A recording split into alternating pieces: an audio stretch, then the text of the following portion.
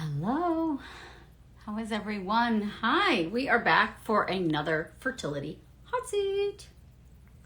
Everybody's favorite, right? You guys all love to tune in. You all love to join in. So this is how it goes down. You are going to request to join me live using the button below, the little plus button. At random, I will pick one of you to come on for a free 15-minute fertility consult with me, the woman who has been doing this for almost 2 decades, the woman who had 3 coaching calls today with new coaching clients. Let me help you kind of navigate this because it's overwhelming and confusing and hard and traumatizing and challenging. And there's so much information out there. It's hard to know who to trust, who to go to, right? Karen, how are you? It's so, right? It's a lot. So what I can say about me is I've been in this field for 2 decades. 18 years to be exact, and have written 2 bestsellers in the space of fertility, have helped thousands of women bring through their dream babies. And myself, I have degrees in biology, chemistry, I have master's level education in neuroscience, I have a master's in traditional Chinese medicine, I'm studying functional medicine. I know all the things. Like, I've learned a lot over the years, and on top of it, I have clinical expertise. There was a point in my life where I saw upwards of 60 patients a week for over 10 years. So do the math. Thousands and thousands of clinical anecdotal experiences with my clients. Plus, now I've been more focused on the online coaching for about the last 5 or 6 years, and has broadened my reach to women all over the world. Now I have a team of coaches working under me, all of which also I want to point out are clinicians. They're all licensed healthcare providers who have been in clinical practice seeing patients on a regular basis for at least a decade. That's my rule of thumb. And so none of us are just coaches. We are clinicians. We are experienced healthcare providers helping women figure out the reasons why they are having challenges getting and staying pregnant. We love to work in conjunction with Western medicine. We are highly integrative, but we can do it au naturel too if you want, right? So it's really, I just think, this is a sideways. I'm going to go in. I know people are asking to join live, but this is a side angle too for me to really talk about the importance of working with someone who has clinical experience as a clinical healthcare professional provider, ideally with more than just a bachelor's degree, in that all of my providers, we all have master's level education. Some actually have doctorate level education. So, I just really want to point that out because it's so overwhelming out there, all the information, and who can you really trust? Who can you really go to for insight and information?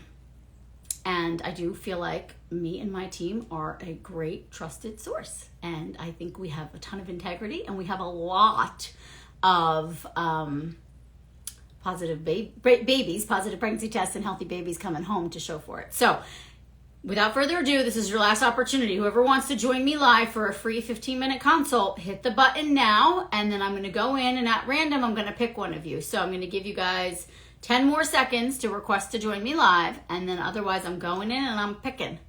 1, 2. I just also made myself bone broth egg drop soup. It's like a hot sticky day, but for some reason that's what I wanted. I added arugula, egg of course, and then Dr. Cowan's 3-beet powder. I love those powders because 1 teaspoon gives you a whole serving of veggies. So it's such an easy way to sneak in extra veg. Already had a bunch of beets this morning. And some greens. So here we go. Okay, we're doing it. I'm picking, let's see. Okay. Jen Blush. And I'm picking you because I saw you on the comments and you said, oh my God, I would love to join. And so I said to myself, if I see anybody who's commented on the post, she's coming on with me. Hello. Hi. How are you? I'm really good. I wasn't expecting you to answer my request, honestly. No one ever does. It's so fascinating. I needed to get outside. I'm surrounded by children. Oh, okay. That's all right. Okay, so tell me what's going on. Well, I'm 44. I'll be turning 45. I am a lesbian. I've never been with a man. I've never tried to get pregnant. I recently got married a year ago. Okay. I went and got blood work done. Everything was fine. So we said, let's try and inseminate. Okay. And so we did. In February of 2021, I know I got pregnant because I felt implantation cramping. My breasts swelled huge. I was smelling things I could never smell before. And then I got my period. So I thought, well, my age, we'll try again. So we tried again in March of 2021. And again, I had the same thing happen. I felt implantation cramping. And then again, I got my period. So we said, well, we're moving to Hawaii. My wife's a teacher, and Hawaii will help pay for some of the costs of insemination. So I went and saw a lady on Oahu, and she did my blood work. My FSH is a 7. My AMH was a 1.5. My insides were gorgeous. My lining is amazing. She actually just recently saw a follicle that had came out, and she liked the size of where she could tell that I had just recently ovulated. So she said, I think you're good to go. Let's go ahead and try. Had to save up funds, all of that. We did a little bit of follicle injections just to see if we could get a couple of eggs. And we tried in February again of 2022, and I felt I had 4 follicles. I felt all 4 implant.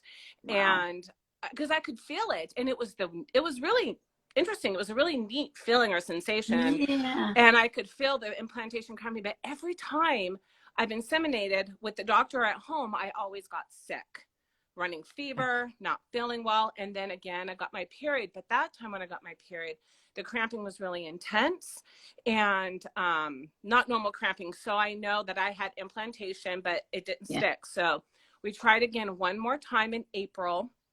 And this time I had 6 follicles. And and again, I had implantation cramping within 5 days of ovulating. I'm feeling the cramping. I actually ended up getting round ligament pain. By the time I started bleeding and experiencing what I would say was contractions, my mouth tasted like pennies, like I had like a metallic. So every time I've tried 4 times, I know I'm getting pregnant, but I can't stay pregnant. And I also had a positive ANA. Yeah. So I don't know if it's an autoimmune. So I started watching your videos. I thought, well, I'm too old. I've ruined it. I waited too long. I was in a bad relationship before with another person. And I thought I just waited too long. But I bought your book. We moved back to the mainland where I can afford to eat this way. But I can't afford IVF. Right. Okay. I'm a student. I'm getting ready to start grad school, and my wife's a teacher. So I just, I was wondering, since all of my numbers are good and my hormones are amazing, do you think just the fertility diet would be enough? You know, I won't have access. I won't have unlimited amounts of semen. So I don't know. I do. I would do the diet. I would take a baby aspirin after you do the inseminations. Clear this with your doctor, of course, but I would do the baby aspirin, so 81 milligrams. But only after insemination, not before.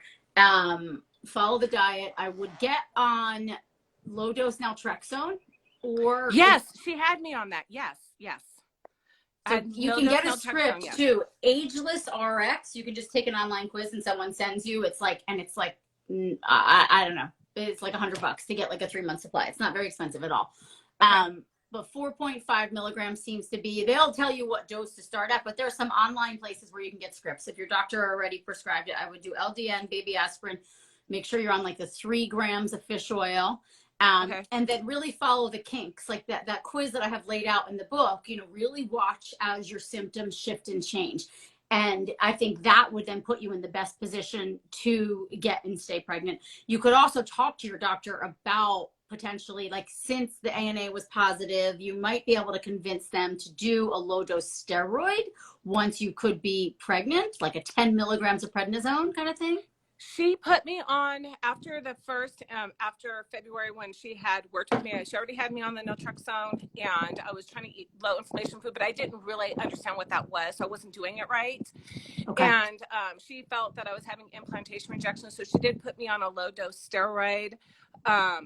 So, and that's when I noticed with the round ligament pain and Yeah, like, that you I really did. noticed I felt like I was actively pregnant when I started to miscarry. Like I knew I was pregnant because I was my son. And it took 2 weeks after losing it that I could even start eating food because I was starting to have food aversions and I couldn't eat. And it Okay. took 2 weeks for all those nausea Wow. things to go away Yeah. after eating. You So I definitely had a really, strong connection. yeah. Yeah. So I really think it was like an autoimmune thing. Like you said, your body can have an autoimmune reaction to pregnancy. And I think that's what my issue is. I don't think it's my age. Yeah. I've already let It that doesn't go. sound like that too, because, Mm-mm. and I just wouldn't even like, just don't even buy into it. What's the fucking point? No. Do you know what I mean? Yeah. Like, you be here and be in it and like own it. This is what you want. You're going for it. So follow the diet. The other thing that just came to me, NAC, N-acetylcysteine. I would be on like 900 milligrams a day of NAC because it's such a good immune modulator. I would do that. And then what other supplements are you taking? Are you taking anything? She had me on the fish oil and she had me on melatonin and the Oh, naltrexone. And when we inseminated, the low dose steroid. And then she also had me take progesterone so many days after okay. insemination. But as far as anything else, no, she hasn't. No And other no supplements. prenatal? You're not on a prenatal? Oh yeah, and I was taking a prenatal Ovavite. She had me on Okay. Ovavite Okay, good. That's a good one. prenatals. Yeah. I would do that. I would add in, like, and you'll see it in the, Egg Quality Diet resources as well, and the supplements. I would add in the liver pills, just because they're so good for all the B vitamins, all the antioxidants in there. Melatonin, don't do more than 1 milligram personally, because it can negatively impact ovulation, and we don't want to do that, obviously, if we're doing IUIs. Add in the baby aspirin after the inseminations. Get the fish oil up to like I said, that 3,000 milligrams. Okay. Make sure your vitamin D levels are in check. Get your thyroid. Like, make sure all that looks like Yes. superb. Because kind of the older we get, the more we want to not even mess around. Like, I don't want that TSH above a 2.5. You know what I mean? And Okay. if it is, we should medicate. Okay. Progesterone sounds great. What else? Yeah, and then following the diet. I mean, I think that's the key. And then I would I would get back on the LDN and I would just kind of stay on that. Like, especially since you did have the positive ANA, I think it's super smart. And yeah, I think we keep doing it, right? And so how many more inseminations do you're going to take, like a month or two to do the diet and then go back and do another insemination? What's your plan? We're going to inseminate at home because I can't afford the doctor stuff anymore. And I know I can get pregnant.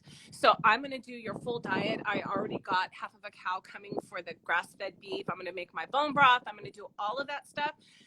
We just moved back to the mainland. So I'm planning on starting my diet in September, and I'm going to go the full 100 days and maybe a little bit longer before I try again.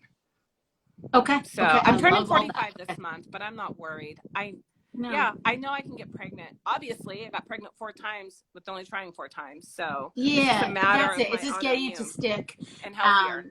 And your periods feel good and healthy? Are they painful? Oh, or yes. No, they're yes. great. Mm-hmm. Okay. I just got off my period. I start about every 26 to 28 days, and I go for 6 to 7 days.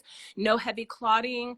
And I look at my blood. And this last time, because I watched something you said about the blood, and my blood's a nice bright red. And the color obviously changes as you go along, but those first couple of days, it's like a really good, pretty blood. So I think I've really got a chance. I think you have a chance too, and that's it. Like. I just think as long as there's hope in your heart, you give yourself the opportunity, right? And then you also want to approach it from this perspective of like, I'm going to do all the things so that I don't look back and wish I, should have tried something different or done something differently, right? So it's thinking about all that. And the other thing I would think about too, I don't know how this plays into like financials and all that too, but if you've only tried it with one sperm donor, that if there's a potential to try a different sperm, sometimes that can have an impact too, that you might be more compatible with a different sperm. I've tried 2 different kinds. You have? Okay. And the same results. Okay. Yeah. Okay. Mm-hmm. Yeah. That's sometimes what I'll recommend. Yeah, that makes sense.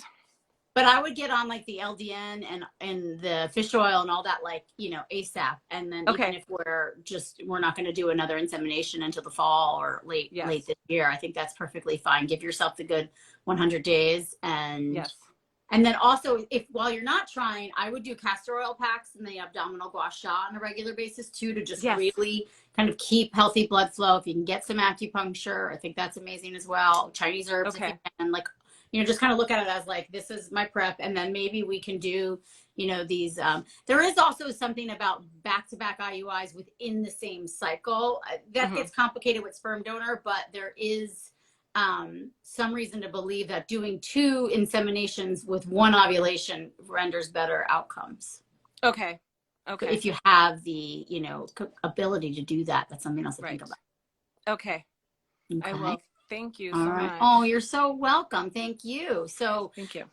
Yeah, I can't wait to hear about the pregnancy. Yes.